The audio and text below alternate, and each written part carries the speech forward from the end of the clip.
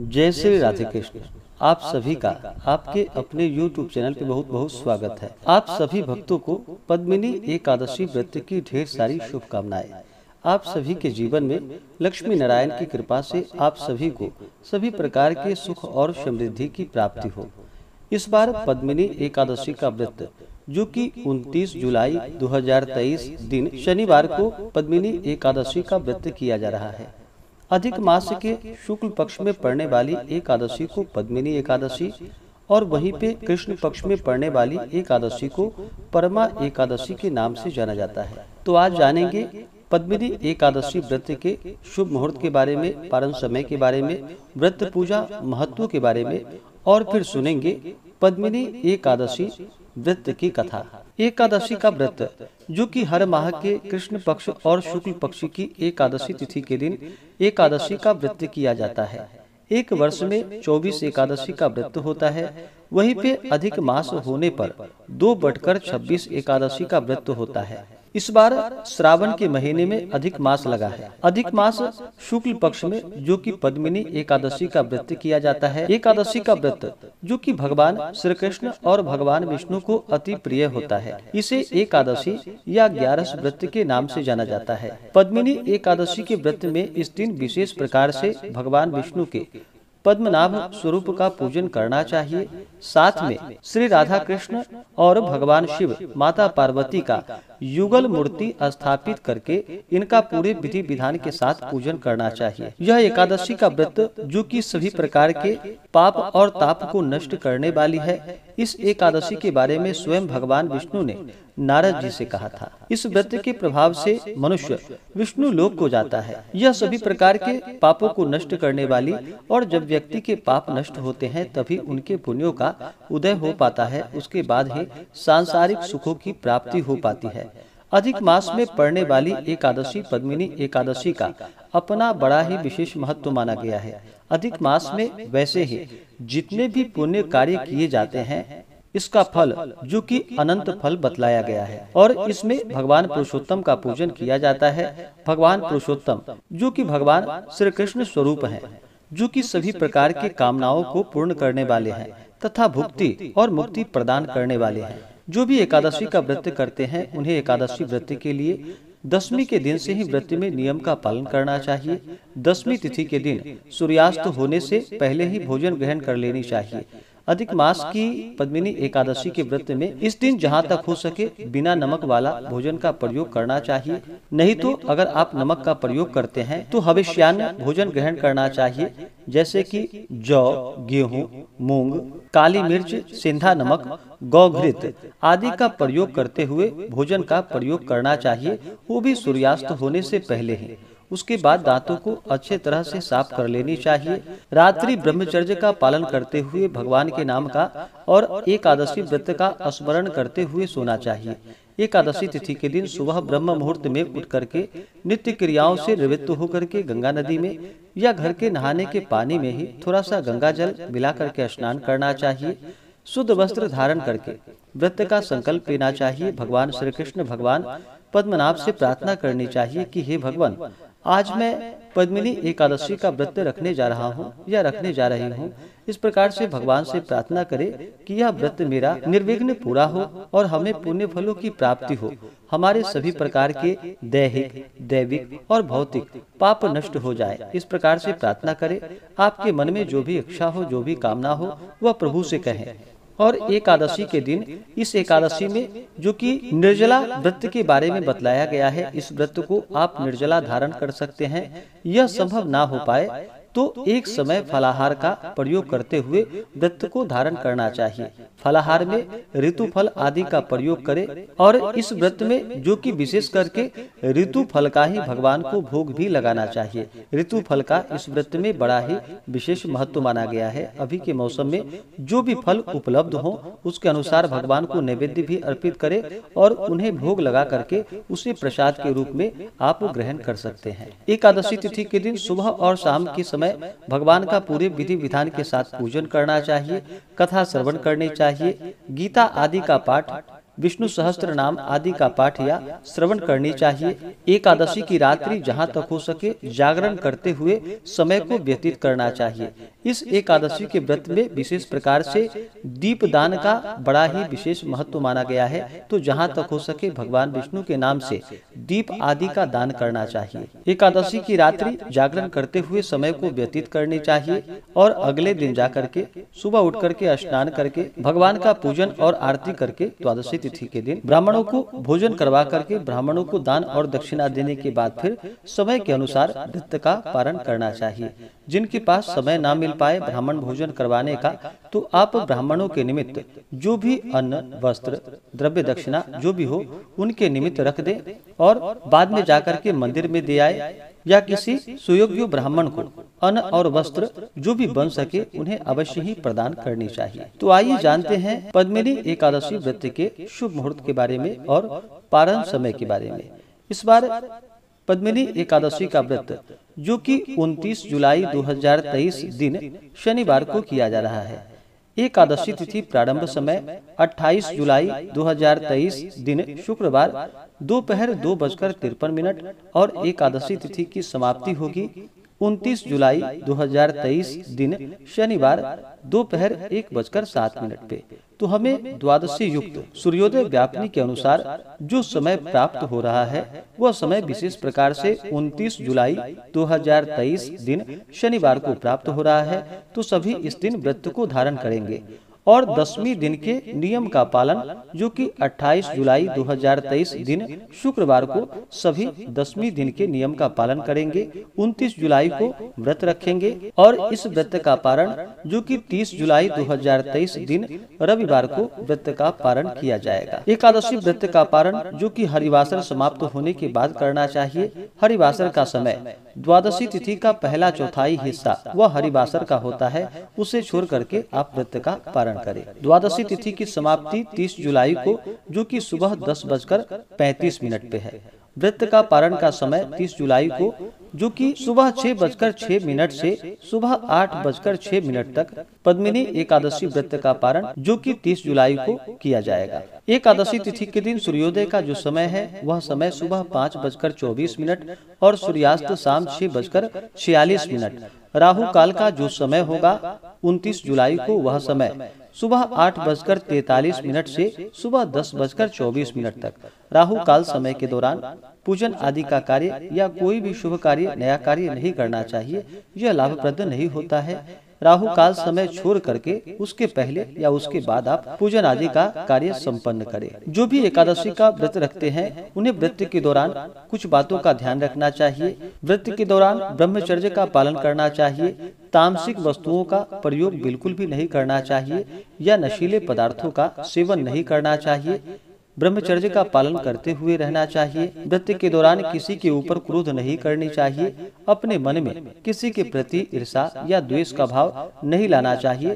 पूर्ण श्रद्धा भक्ति भाव के साथ भगवान का पूजन नाम जप आदि करना चाहिए। एकादशी तिथि के दिन जो कि ओम नमो भगवते वासुदेवाय या श्री कृष्ण गोविंद हरे मुरारी आदि नाम अवश्य ही जप करते हुए समय को व्यतीत करना चाहिए। जहाँ तक हो सके व्रत के दौरान दान पुण्यों का कार्य करना चाहिए। अभी गर्मी के मौसम में जो भी आपसे बन सके उसके अनुसार ब्राह्मणों को अन्न वस्त्र धन भूमि आदि जो भी बन सके अवश्य ही दान करनी चाहिए। इस व्रत में दान का बड़ा ही विशेष महत्व माना गया है। वैसे ही अधिक मास में जो कि गंगा स्नान का और दान का कई गुना पुण्य फल माना गया है। तो जहाँ तक हो सके तीर्थों आदि जगहों में गंगा स्नान करते हैं या दान पुण्यों का कार्य करते हैं तो इसका कई गुना पुण्य फल प्राप्त होता है। इस दिन भगवान के पूजन के लिए भगवान पद्मनाभ का इस दिन पूजन करना चाहिए। साथ में राधा कृष्ण और भगवान शिव माता पार्वती की युगल मूर्ति जो कि जहाँ तक हो सके स्वर्ण प्रतिमा ले, अगर यह ना बन सके तो मिट्टी की प्रतिमा या भगवान का फोटो आदि ही रख करके इनका पूरे विधि विधान के साथ पंचोपचार या खोटोपचार पूजन विधि के द्वारा इनका पूजन करना चाहिए। भगवान विष्णु को जो कि इस दिन उनका जल से अभिषेक करे, पंचामृत से अभिषेक करे, शुद्ध गंगा जल से अभिषेक करे, पीला वस्त्र चढ़ाएं, यज्ञोपवीत अर्पित करें। भगवान विष्णु को अक्षत नहीं चढ़ाया जाता है तो इस बात का ध्यान रखें। अक्षत की जगह उन्हें काले तिल या सफेद तिल अर्पित करें। तुलसी दल अवश्य ही चढ़ाएं।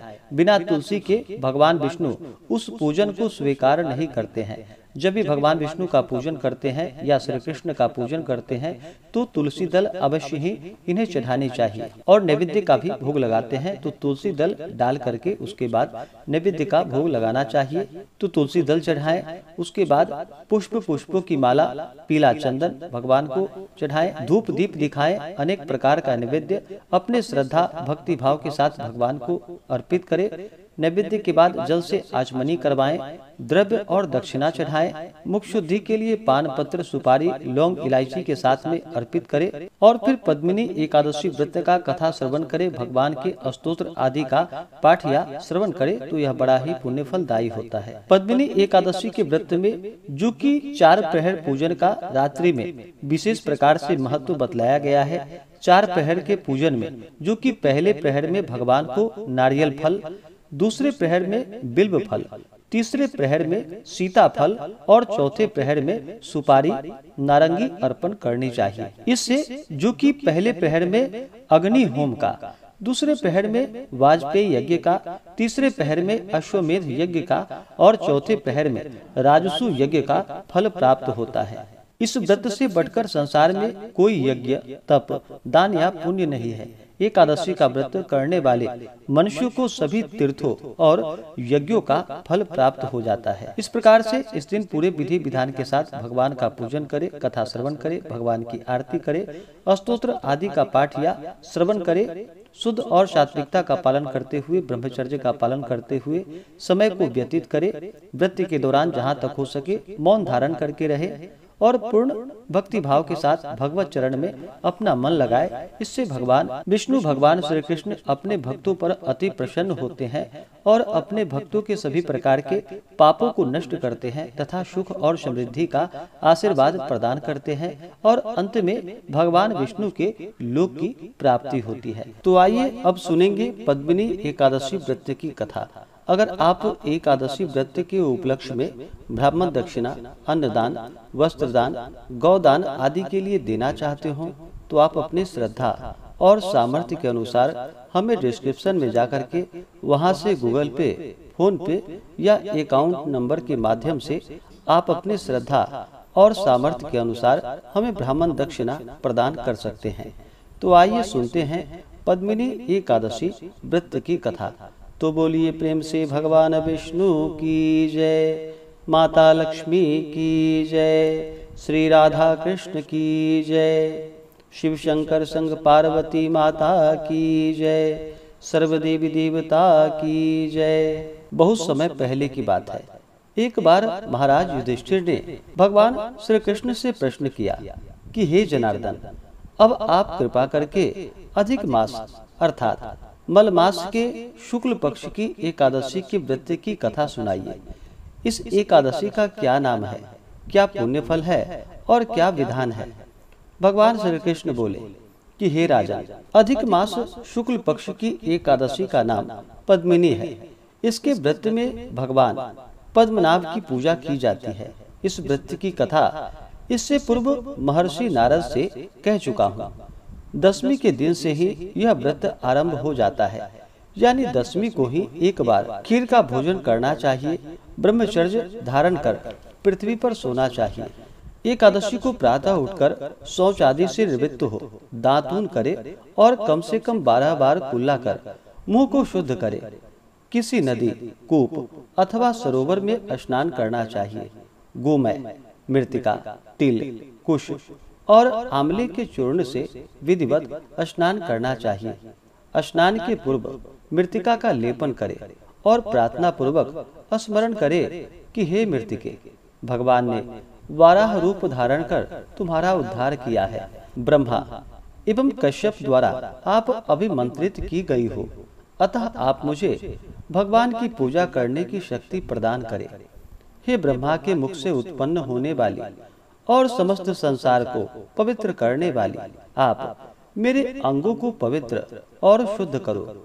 हे शंख, चक्र गदा एवं पद्मधारी देवादिदेव जगन्नाथ, आप मुझे स्नान करने की आज्ञा दे। इस प्रकार कहकर वरुण मंत्र का जप करता हुआ स्नान करे। गंगा आदि उत्तम तीर्थों के अभाव में उनका स्मरण करता हुआ स्नान करे और धोया हुआ साफ वस्त्र धारण करे।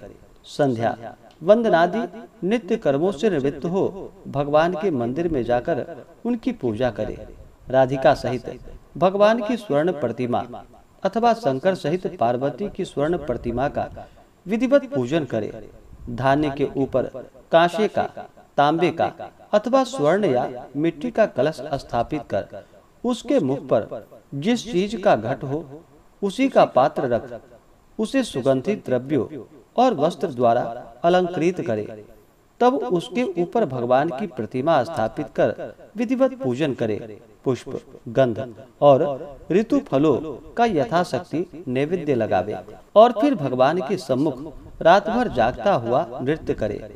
उस दिन किसी पतित अथवा ऋतुमती स्त्री का स्पर्श न करे। मिथ्या भाषण एवं देव गुरु की निंदा न करे।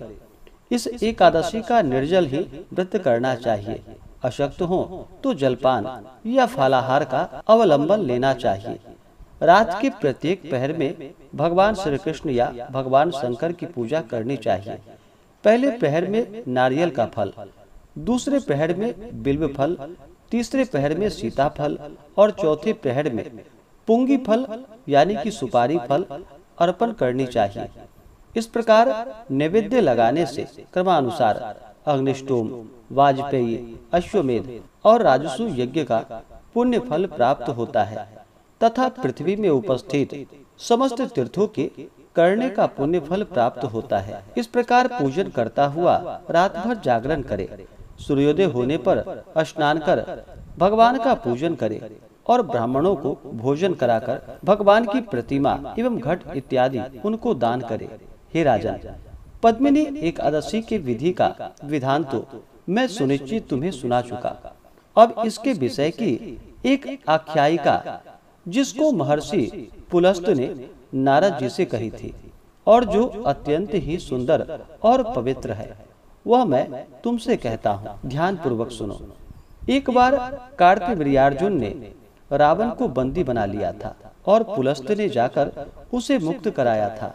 इस कथा को सुन नारद जी ने पुलस्त जी से पूछा कि हे भगवान, यह बात मेरी समझ में नहीं आती कि त्रिलोक विजयी रावण को कार्तवीर्य ने किस प्रकार बंदी बना लिया था।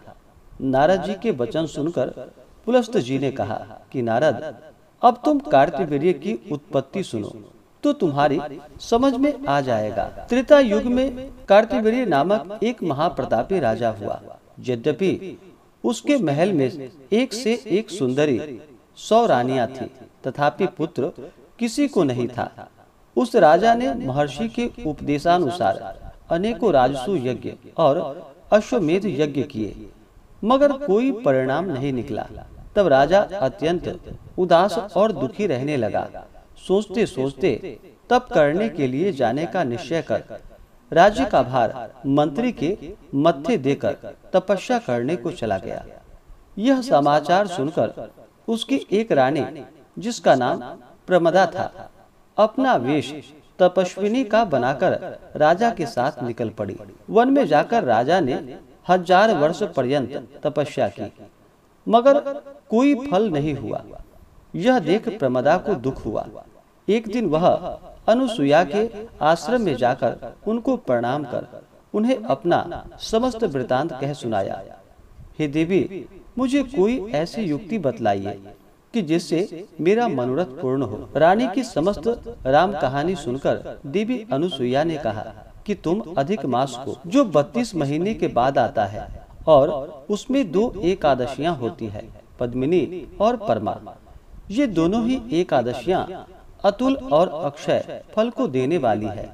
अस्तु, तुम इन दोनों एकादशियों का व्रत करो, भगवान का पूजन और भजन कीर्तन कर रात्रि में जागरण करो, तुम्हारी मनोकामना अवश्य ही पूरी होगी। रानी देवी अनुसुईया के व्रत का विधान सुनकर अपने आश्रम में आई और पद्मिनी का व्रत निराहार और निर्जल रहकर रात्रि जागरण कर और कीर्तन किया। व्रत के समाप्त होते ही भगवान कमलनाथ प्रकट हुए और रानी से कहा कि वर मांगो।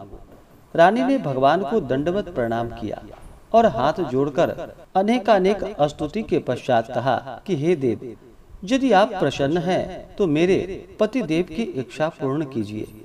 रानी के ऐसे वचन को सुनकर भगवान ने राजा से कहा कि हे राजन, तुम्हारी स्त्री ने पद्मिनी का व्रत करके मेरी आराधना और पूजन किया है। अस्तु मैं प्रसन्न होकर कहता हूँ कि तेरी जो भी इच्छा हो वह वर मांगो। भगवान के ऐसे वचन को सुनकर राजा ने कहा कि प्रभु, यदि आप सचमुच ही मेरे ऊपर प्रसन्न हैं तो मुझे ऐसी संतान दीजिए जो सर्वश्रेष्ठ और आपके सिवा और किसी के हाथों से न मरने वाला हो। राजा के ऐसे वचन को सुनकर भगवान तथा अस्तु कहकर अंतर ध्यान हो गए। राजा भी प्रसन्न हो रानी को साथ लेकर अपनी राजधानी में आए। यथा समय रानी प्रमदा के गर्भ से कार्तवीर्य का जन्म हुआ, जिसके समान तीनों लोकों में कोई नहीं था। यही कारण है कि उसने रावण को बंदी बना लिया था। इस प्रकार कथा कहकर पुलस्त ने नारद जी से कहा, इसमें आश्चर्य का कोई विषय नहीं है। पद्मिनी एकादशी का महान प्रभाव है। श्री कृष्ण जी बोले कि हे राजा, इस व्रत को तुम भी बंधु बांधवों समेत करो, तुम्हारा कल्याण होगा। भगवान के आज्ञानुसार महाराज युधिष्ठिर ने भ्राताओं सहित इस व्रत को किया। मलमास की एकादशी का व्रत करने वाला महान पुण्य का भागी होता है। जो लोग इस कथा को पढ़ते हैं एवं सुनते हैं उनका कल्याण होता है। तो बोलिए प्रेम से भगवान विष्णु की जय, माता लक्ष्मी की जय, श्री राधा कृष्ण की जय, भगवान भोलेनाथ की जय, माता पार्वती की जय, एकादशी माता की जय, सर्वदेवी देवता की जय। तो आशा करता हूँ कि यह जानकारी आपको अच्छा लगा हो। ऐसे ही ज्ञानवर्धक जानकारियाँ प्राप्त करने के लिए हमारे इस चैनल पे अगर आप नए हैं तो चैनल को लाल बटन दबा करके सब्सक्राइब करें, साथ में बेल आइकन घंटी को दबाएं ताकि मेरे वीडियो का नोटिफिकेशन आपको समय से मिलता रहे। वीडियो को लाइक करें, शेयर करें। सुखी रहें और स्वस्थ रहें। जय श्री राधे कृष्ण। धन्यवाद।